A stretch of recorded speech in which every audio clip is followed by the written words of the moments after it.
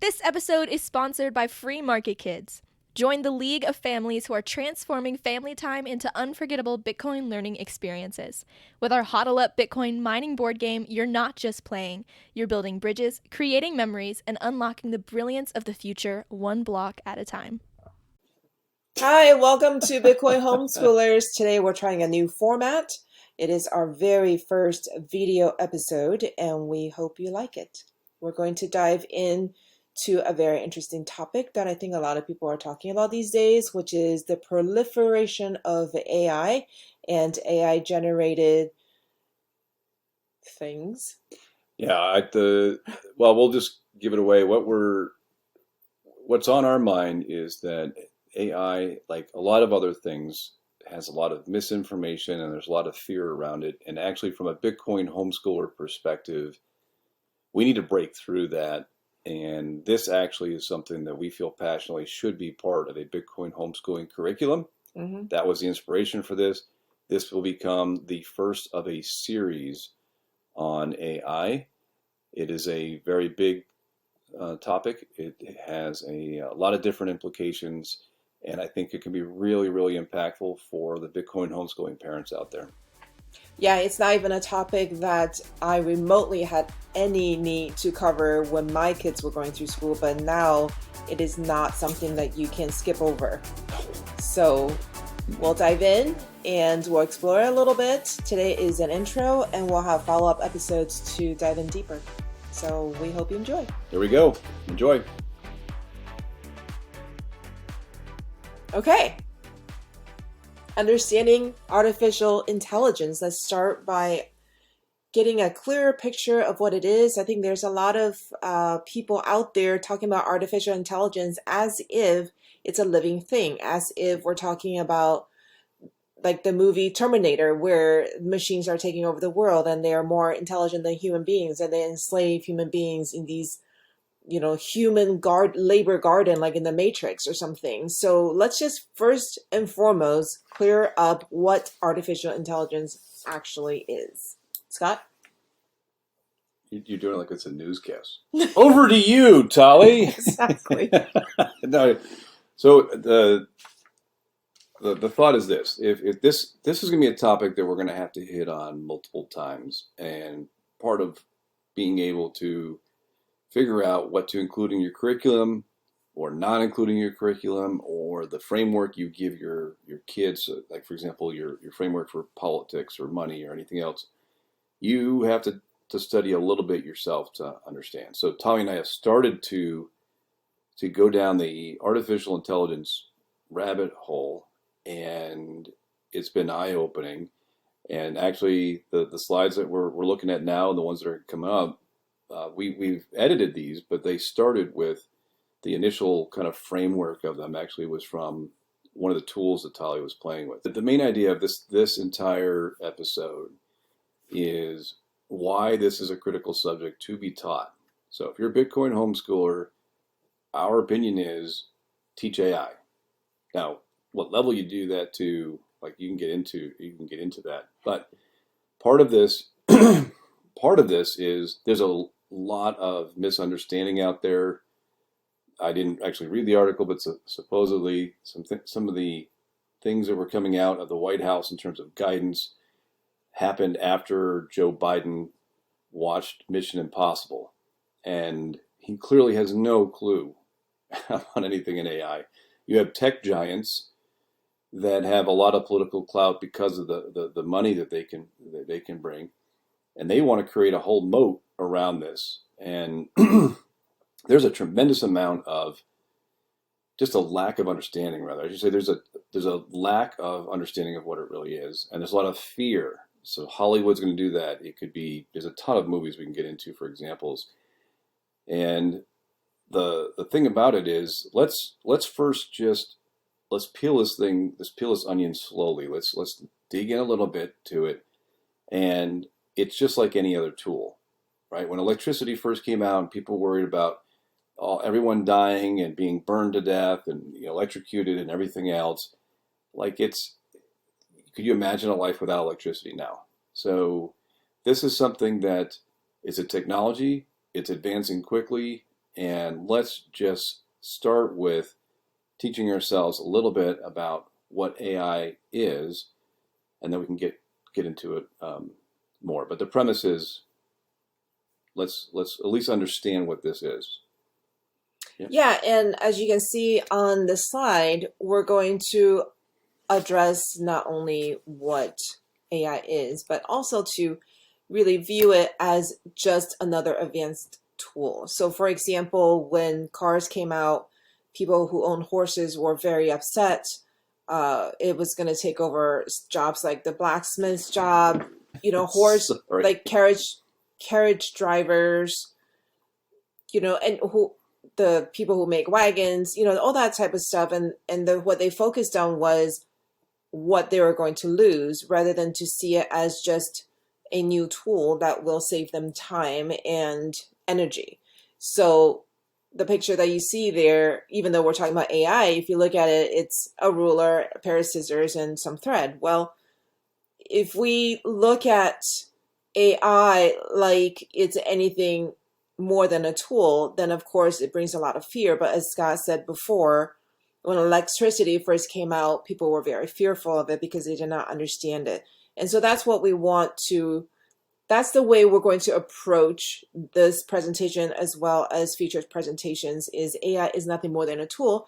And the decision you have to make is, are you going to teach yourself how to use the tool so that you are the master of the tool? Or are you going to become a victim of this tool and somehow give it more power than it actually has? All right, well, let's get into it then. AI is obviously tremendously powerful. It's amazing how quickly it has developed. We only started hearing about AI in everyday conversations a year or 2 years ago, and suddenly it is absolutely everywhere. Every software that you use is now using AI to help make content better. It is changing how we interact almost in every single way. So, Well, but this is where my first contention is it's not actually intelligent. So as I've started to study this, um, was the idea that when you're using Chat GPT or you're whatever it is that like what you're talking about, Tali, where you have something and you're interacting and there's AI behind it. So it can be anything from a Google search to who knows what. Everything, like you said, is really touching this. It's more like a autofill. It's a giant autofill, and it's not as if the machine is actually thinking. So the first problem I have with AI is it's not there's no intelligence that I can really. It can answer a LSAT, whatever the test is that you take the legal. LSAT. It was the LSAT, right? For law school. Mm-hmm. Maybe it's the wrong example. There was a thing where there was a test given, and ChatGPT or some other AI was able to pass this graduate level exam, and this implies we're kind of reading into this that it's intelligent, and that's not true at all. It's more like if you started typing a word, and then the rest of the word popped up. Right, I'm texting and I start writing something, and then the rest of the word popped up. This is just it's just the probability of what the next word is, and the next word, and it's a whole bunch of probabilities. Right, And so it's not reading your mind. It's not reading your mind. It's just right. It's deducting logically. It's not. No, there's no deduction. It's like a whole bunch of vectors and probabilities that this word that like once upon a. Right? Once upon a, as an example, the number of times, the probability that the next word would be time is higher than the next word being dog.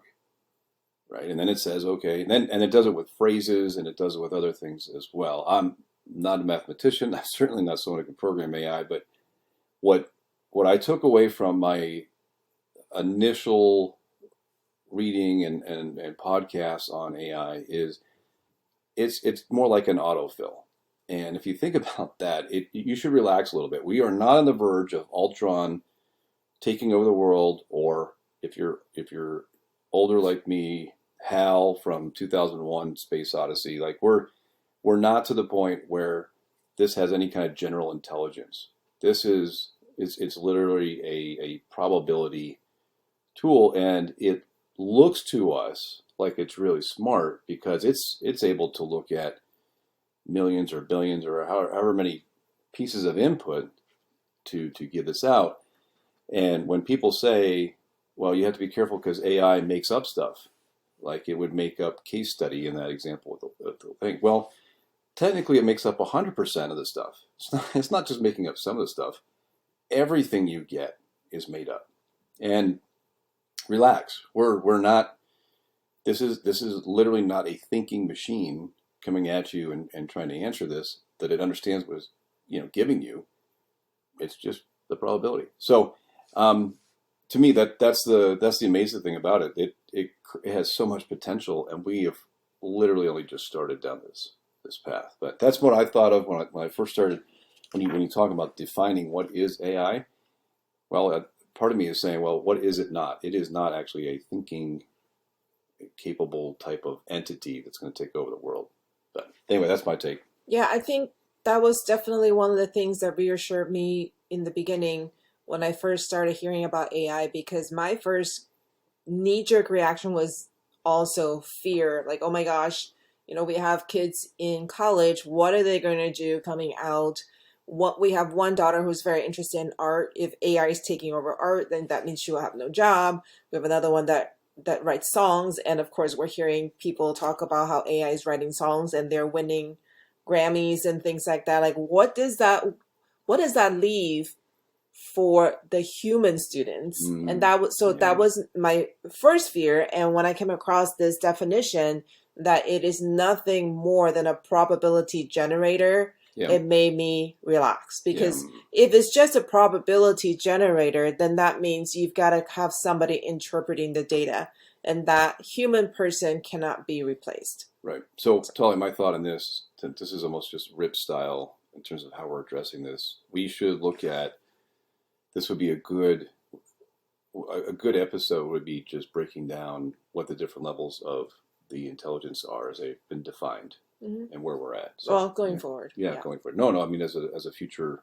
installment in the series. Yeah. So. Well, a really quick look at the compounding effect of AI and really the chip. It really comes back to the chip development, right? The speed development, because AI works off of the speed of processing information. Partially. Because if it's slow, then AI just wouldn't be everywhere right now. Okay. Yes, I think you need that as a foundation, but yeah. This timeline shows you how.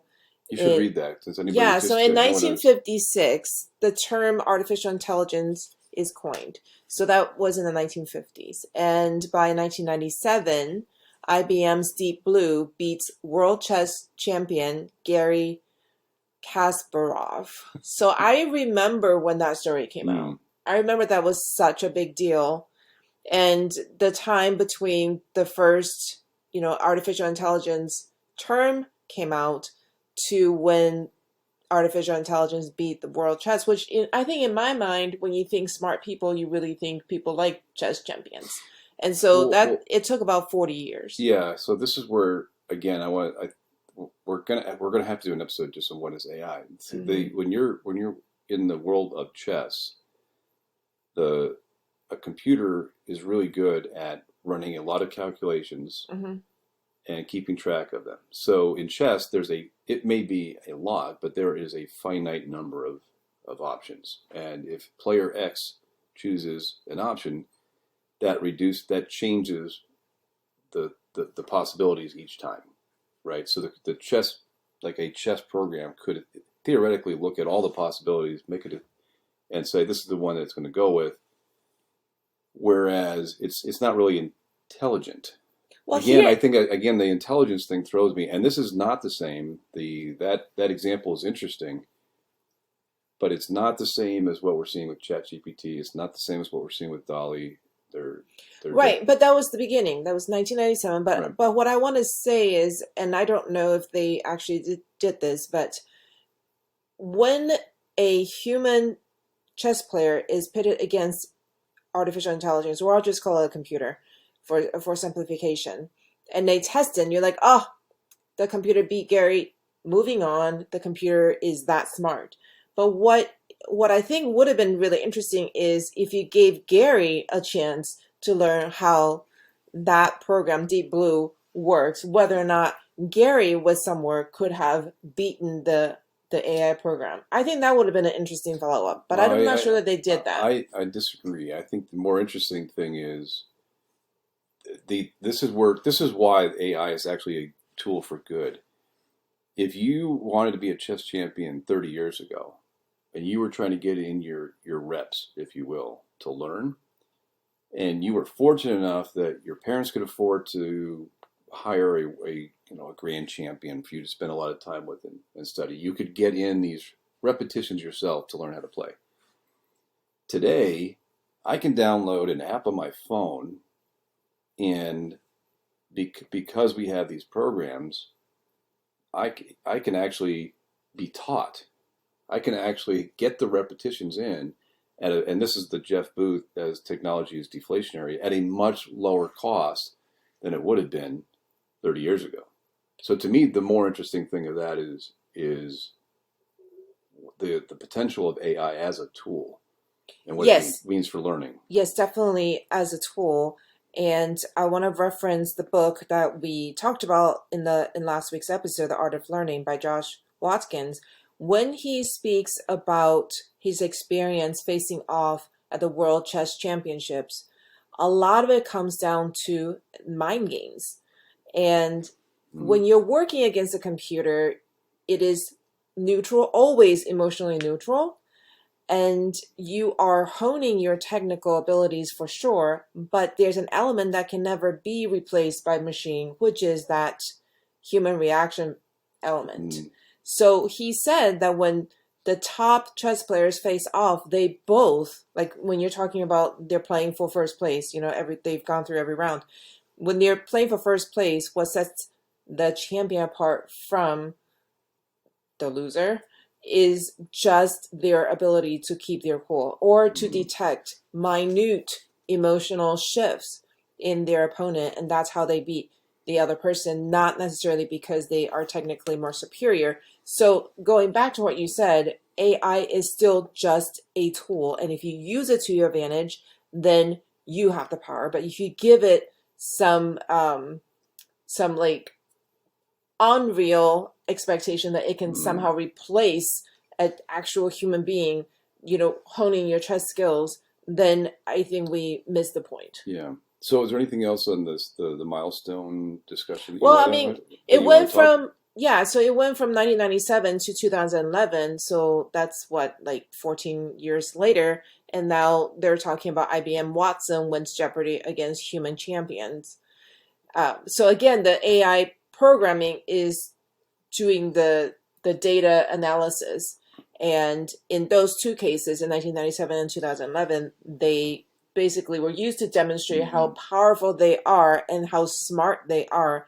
But again, don't lose sight that they are still just data analyzing. Right. Yeah. Yeah. And then okay, so let me jump in because the timeline also includes this stuff with where Google's getting into recognition algorithms and another big company, AlphaGo? What is the one that beat the champion? I can't read that well. AlphaGo. AlphaGo. So one of the things that's on my mind as you think about this history is the intensive amount of resources necessary to build this, right? This wasn't somebody in their garage that could build Deep Blue.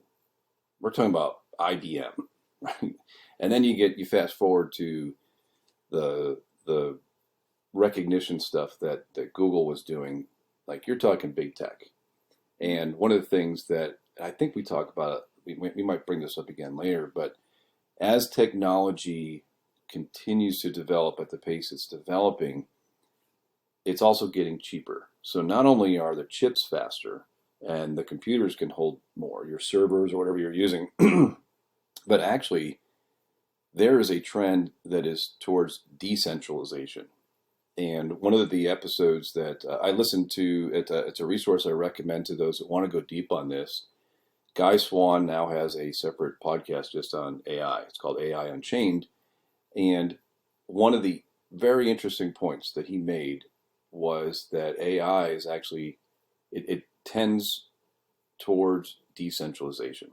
And now you have programs that you could, where once you've done the hard work of going through a lot of data and creating whatever it needs to create, to all the vectors and probabilities and whatever else, you can now get something down to 200 gigs or 250 gigs or whatever it is. It's something that could be on a home server, a home computer, or even your phone. And now you could be offline, and you would have access to the equivalent of like this language model that can answer things. And again, we're still early in this process. But what comes to mind is in this discussion of the milestones is it started out where you really needed to be resource rich in order to start to build this. But we're trending towards more and more decentralized abilities of these things. And I was actually very relieved to hear that. Otherwise, the what do they call them, the control oligarchs, the Facebooks, the Amazons, the Googles of the world, even the government would be able to control this because the massive resources you would think like a data center or something to run these things. And the reality is it's actually going the other way, and it's actually very decentralized. That actually was pretty reassuring. But all right, I think from a history standpoint, I'm not sure how much more we really need to go into that. So, all right, let's just jump into some of the other aspects of this. Tali, where do you want to go with the next? Well, I mean, these are just a few bullet points about how AI works. They can extract and analyze information from images and videos. They are obviously building robots that can perform tasks by themselves. They have models that were inspired by biological neural networks, and they can recognize patterns very quickly. Other things like natural language processing, they enable computers to analyze and generate human language. I was playing around with an AI program where if I uploaded a short video of myself speaking in English, I could, within minutes, change my spoken language in the video, lip sync to my lips in 150 different languages. Very cool. Very cool. Yes. Yeah. So the actual way that AI works to me is beyond the scope of what we personally know. I do think it's almost like, do kids really know how a dishwasher works, or does someone really know how their microwave works? Do you actually know how your car works or your phone? You may not need to be an expert down to the point where you can do the programming. I think this is another section that later on I think we're going to need to go deeper on. If you're looking at a Bitcoin homeschool curriculum, some portion of that needs to be able to explain, okay, here's if this is computer vision and being able to analyze images and being able to analyze videos, here's kind of what's going on with that. And then say, okay, here is what language processing is like. And then say, okay, here's how like a Midjourney is actually creating images. And it's, the way I heard it explained is it's got all these different images that have been labeled and described in whatever language. Then you go in with your language model and you use that. It goes back and says, well, then here's all the probabilities around what kind of colors, what pixel color is next to what picture color based on that. You throw in some randomness there, and then it starts to put these things together, and it comes out looking like the computer knows what a cat is or something. So I think we need to put in English something that we could explain to at an elementary school level on how AI works, in the same way that you might explain to kids how the body works, how a car works, how a phone works. Right. We need to do the same thing with how AI works. Yeah, this episode is an introduction. I think there's so much information out there. Obviously, we can't possibly cover all of it, but this is a call to action for homeschooling parents to dig a little deeper and not be afraid of it and figure out how to incorporate that information into homeschooling. One of the things I hear from our kids who are in college right now, when they have to write papers, somehow their professors can or cannot tell that somebody had the ChatGPT write their papers. And so there's a whole lot of rules and regulations around how you shouldn't use ChatGPT or other tools to perform your work. But I feel like that's a very dinosaur age way of looking at it, because yes, you should know how to write paper, but then how can you use the AI tools that are available to you to become even more productive? Because the world's moving very fast, and if we can up our productivity, that also frees them up time to learn even other things more deeply, or work on connecting data points versus having to spew out, Right. regurgitate things. Yeah, I don't, if you're a professor, I think today you could probably tell if a student just took a chat GPT and just literally dumped it out there, and a kid that's just trying to get by faster could take that and edit it, and it would probably have a harder time. The technology, though, as it increases, it's going to get harder and harder to tell, with that. So the bigger thing to me is, do I want I want to be able to use this tool. I want our kids to be able to use the tools available to them I know we're going to get into jobs and things later, but I want them to be able to know how to use it for good. The question of whether you use something for good or bad, that's more of a moral teaching, right? And it's a tool. I can use my car to drive safely from one place to another, or I can transport drugs, right? Mm-hmm. I can Mm-hmm. use a gun for hunting, or I could, commit a crime or something. So there's a knife, the knife making a gourmet meal or hurting someone. Exactly. So, right. Exactly. So this is that's that. But you shouldn't say don't use a knife because you could hurt somebody with it. Yeah. Well, no, you still use a knife because it's a very useful tool. Yeah. The meme I like, someone says, when someone's trying to attack Bitcoin, they say we need to stop Bitcoin because the terrorists use it. Well, it's permissionless, right? So if the terrorist uses a road, we're not taking away all the roads. Mm-hmm. And a terrorist uses a cell phone, we're not taking away all the cell phones. That's you just this technology is here. It is increasing in terms of its effectiveness and abilities at a speed that we have a hard time with. So the question is, what do you do with it? And so, right. All right. So next, what do we got next? All right. I want to go into two different groups of AI. One is narrow, one is broad.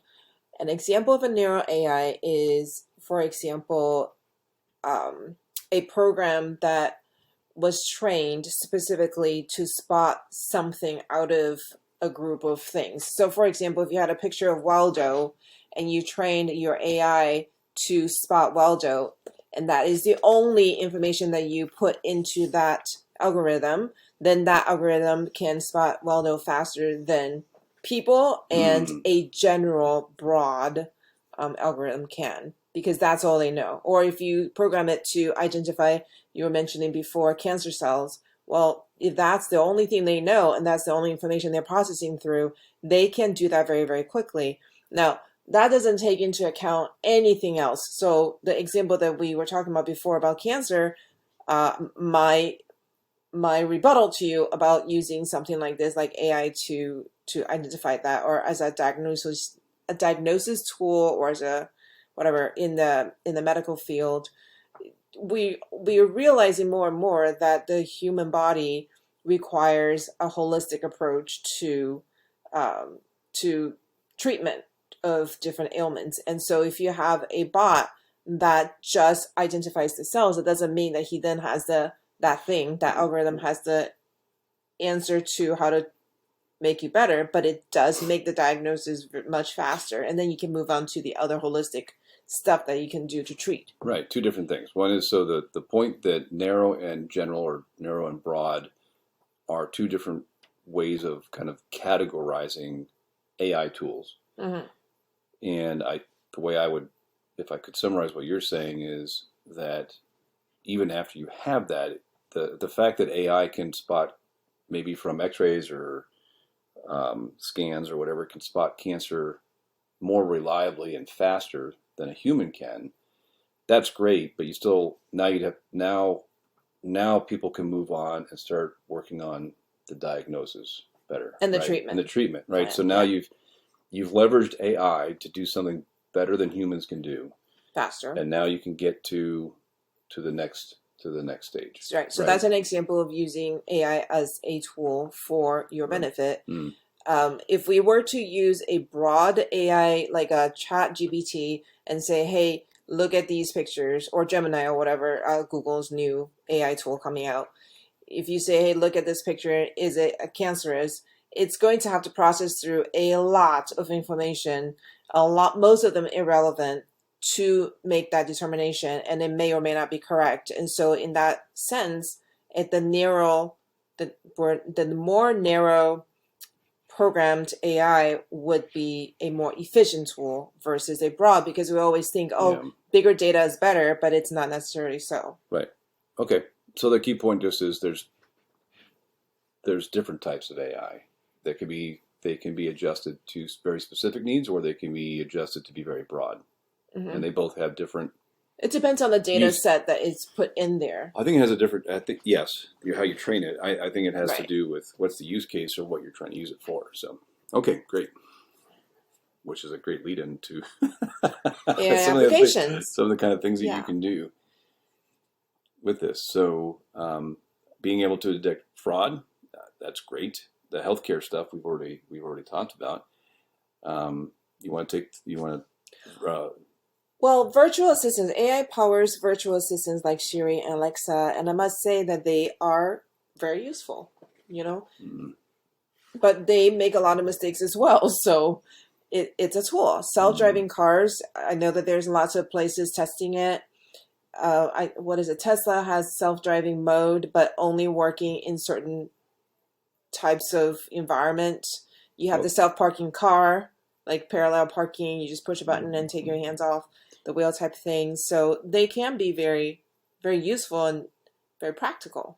Yeah, and they're basically, but I would put them in the narrow category, right? Mm-hmm. So if you have, I don't know how many billions of images of cars and trucks and bikes and roads and things, and then all around a Tesla you have all kinds of inputs, and it says, based on the way this other car is moving, then the chance of them, like a collision, is high, therefore apply the brakes, right? And then it has, every person out there that's driving is adding to that database that's training it to become better. It's not like you just said drive and it thought of how to drive. It's just it's a narrow application. And then you have facial recognition, you have so many other things. So the number of applications, I know that one in the Bitcoin community that's popular, comes up, is using AI to help write code. Mm-hmm. So you don't have to be an expert code writer to do some basic coding. You could use AI to help build websites, or you can use AI to check for mistakes too in your coding. Yeah, right. They do. And they do that. The ones that are some of the more advanced folks will actually be able to use AI to generate the code to do things and save hours and days, and be able to do what may have required someone else a week of work to do, can now be done in, 20 minutes or whatever it is. Someone knows how to use the application. So that's programming. That's pretty cool. I know that content creators use it on the web. Everything from writing up your Amazon descriptions to advertisements and things like that. So it's pretty interesting. Lots of applications. I don't think we need to really go too deep on this. I think most people already get this part. I don't think we need to really. I don't think there's much more to add on this particular part of the discussion. Well, okay, so these are examples of how AI can be interpreted to threaten human jobs. So, for example, for content creators, they used to have to hire somebody, a copywriter, to write their copy, or hire an editor to edit their writing, and suddenly they don't need to do that anymore. They're using AI to help them. But I would challenge that notion in this way. If you are a copywriter and other people are using AI to write their copy, then you can get ahead of the curve by saying, well, I use these tools. Instead of charging you for 10 hours of work, I only have to charge you 1 hour, because I still have human discernment that AI doesn't necessarily Well, have to apply to a certain situation. okay, And that makes you more productive. two comments. I think the thing that I'm taking from that is, if our kids were younger and I wanted to teach them about I would want to give them a framework of how to think about this. And I, one of the things that is powerful is to compare, like, the person that was creating, the buggy whips or whatever it was that you needed when there's horse and carriages, and along come the cars. If the buggy whip guy went to Congress and said, you got to pass laws that people can't make cars because I'm going to go out, you're going to put people out of work. Mm. Well, that you're trying to fight where technology is going. And this is why, I know we've already talked about it in other episodes, but why the price of tomorrow is just so brilliant to talk about in simple terms about how technology is deflationary. What it means for you, if you're a young student, you're being homeschooled, it's not that you're going to be out of work. The nature of the work is just going to change. So if you want to add value, then if you learn how to use these tools better than other people, you are insanely valuable in the next stage of where we're going with the economy and the types of jobs. In other words, don't be the one worried about how to protect the buggy whip.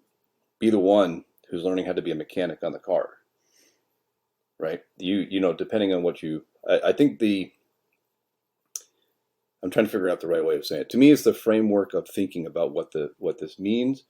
And when the FUD comes along about everybody losing their jobs, and I'm an artist or you're a copywriter or whatever it is, you still need someone who knows how to use these tools, right? And if you do decide to at least understand what AI is, there are so many different ways that you can go into it, so many different applications like we were just talking about.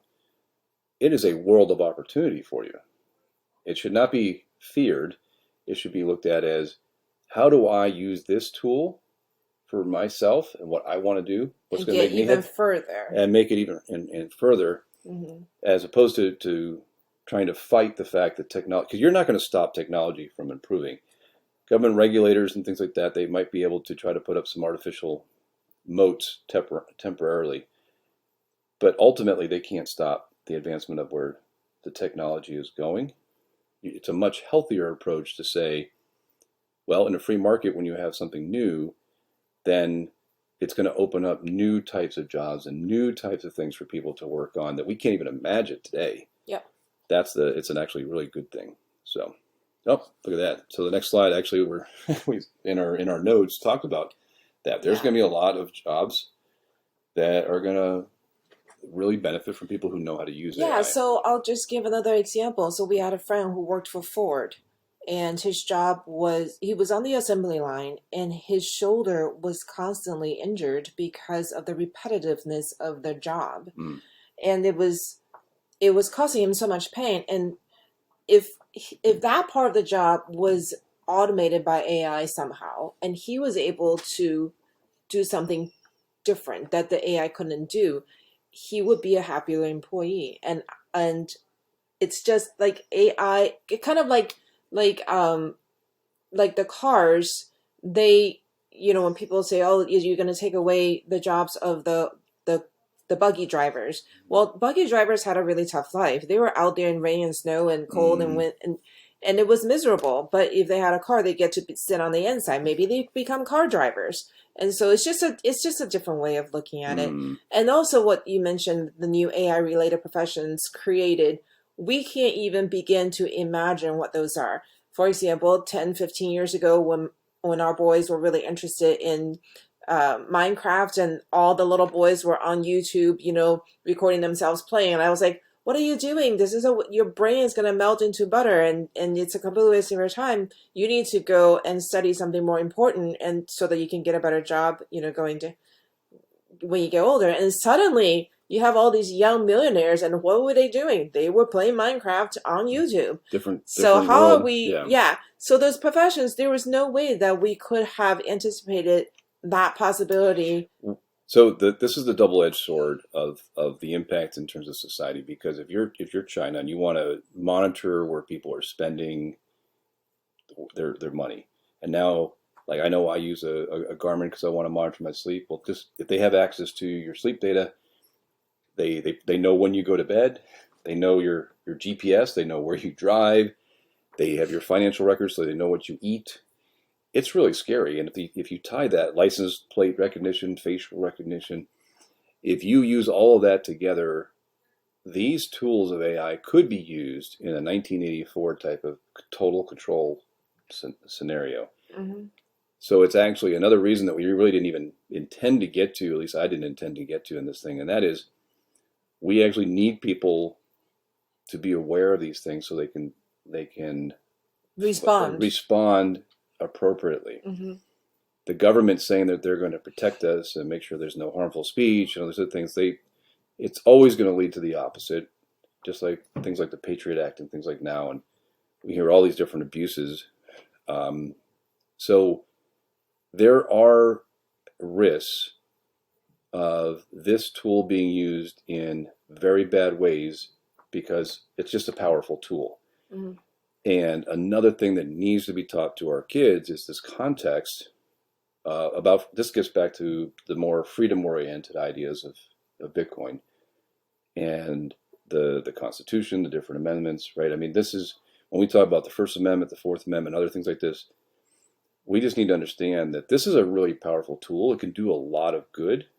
We need to be aware that in the hands of someone who has different motives, different incentives, it could be used in bad ways. And in that case, you need to be aware enough to protect yourself as best you can. Ideally, speak up and stop that from happening. Like, I don't want to see the same things in the U.S. like in China. It feels like they already know a lot about us anyways, like we're already there. So I think it's good to have some level of concern. I don't think it should paralyze you, and I don't think it should make you freak out, but I think it's good to have a little concern. Well, the thing is that, as Jeff Booth mentioned in a podcast I listened to with Preston, he said, even if you don't participate, they still know about you and they can infer who you are. Yeah. So you not participating is only hurting yourself. Only hurting yourself. Right. You not being educated on it is hurting yourself and your children. Yes. So we might as well stay ahead of the curve and stay informed. 100%. 100%. Can I and speaking of that, I like this slide. Mm-hmm. The next slide for those that are listening to this audible is exponential growth of AI. So the technology is advancing so fast, and what we mentioned earlier in the show, where it's actually a decentralizing type of technology, is just mind-blowing. I just can't think of any other word to describe that. And as you get into, like, in the Bitcoin space, free and open source software is a huge deal. If you look at the Nostr development, for example, and how fast that's going, well, the AI development is just exploding, and you can't get that genie back in the bottle. Mm-hmm. You just can't. You can't hide from it. You can't hide from it. And the one of the ones that I'm really excited about, that when we were adopting Bitcoin, I had the opportunity to listen to Svetsky, the guy who's developing Spirit of Satoshi. This is, you're going to have people who take the initiative and they're going to use it in really good, powerful ways. And for those, if you're not yet familiar with Spirit of Satoshi, please check it out. I think it's spiritofsatoshi.ai, I think is the actual link. But essentially what they're doing is they're building a language model that is based on things like libertarian ideas, Austrian economic ideas, Bitcoin ideas, so that when you go and ask it a question, you're not going to get an answer that talks about cryptocurrency in general. If you go to ChatGPT and ask that same general question, it's pulling from a lot of other things that are biased in that. So someone would say, well, that's biased. Well, yeah, okay. Well, whatever you feed your whatever you feed your model in terms of how you train it, it's going to reflect that. I don't think that's a bad thing, and I am so excited that we are part of this history where we're hitting this inflection point, and this AI revolution is just getting started. And holy mackerel, if it can pass law exams now and be a Go champion, and you can do all these other things, and as far as we can tell so far, we're still at the most basic level of what you would call intelligence, right? It's not actually thinking. These are just the base models. It's hard to imagine. It's hard to imagine what this technology will be a year from now, or 5 years from now, or certainly 15 or 20 years from now. Yeah, I who was it that I heard this from? I think I was on a workshop with a marketing expert, and he was talking about AI, and he said we are so early in terms of the people who are in the workshop using AI in their marketing campaigns. And he said the thing is, because AI is evolving so quickly, if you don't catch up to the movement, the gap is going to widen in a speed that you can't even imagine. So stay ahead of the curve is basically our call to action today. And not just obviously for you, but for the sake of your children, you really need to take the helm in how they're exposed, and not be afraid that, if you were to introduce them to AI, they're not going to learn how to read and write because they're just going to speak into the computers. Well, what if they didn't read and write? What if they were able to do something that we can't even begin to fathom? So just be aware of the fear, and know that whatever you decide to do, you're still in control of this tool. Yeah, right. I agree with that. The call to action, you should start. You need to learn for yourself, though.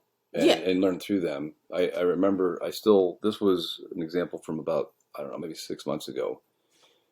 And it was on a different podcast where Preston was talking about using AI to help build an automatic dog feeder with his son, or whatever they were doing at home. And I was like, what? I just couldn't, I just was blown away.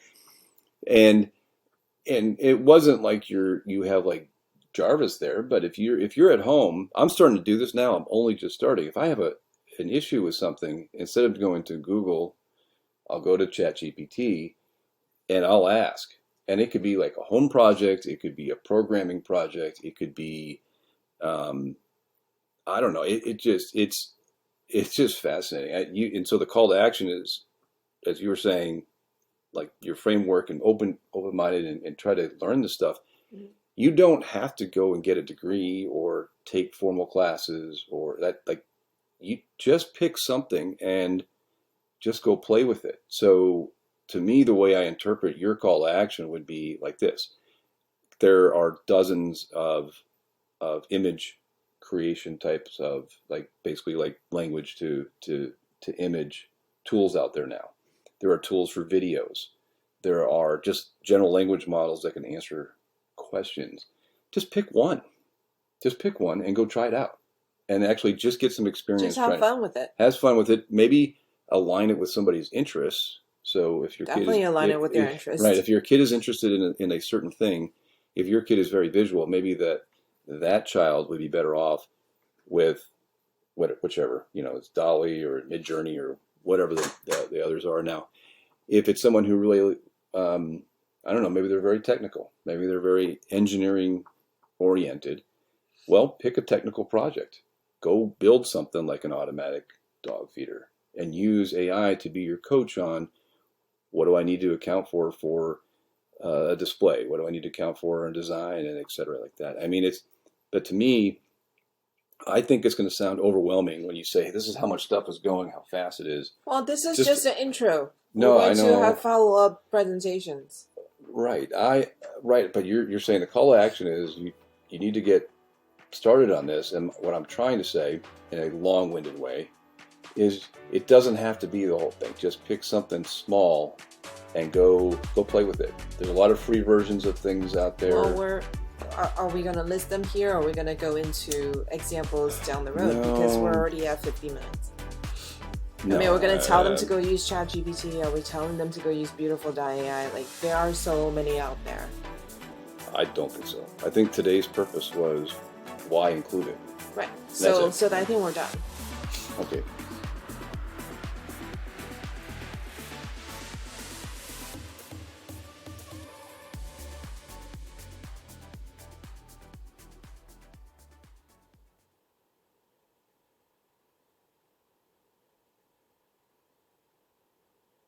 If you enjoyed this podcast and if you found this valuable, please leave a review to help others find us too.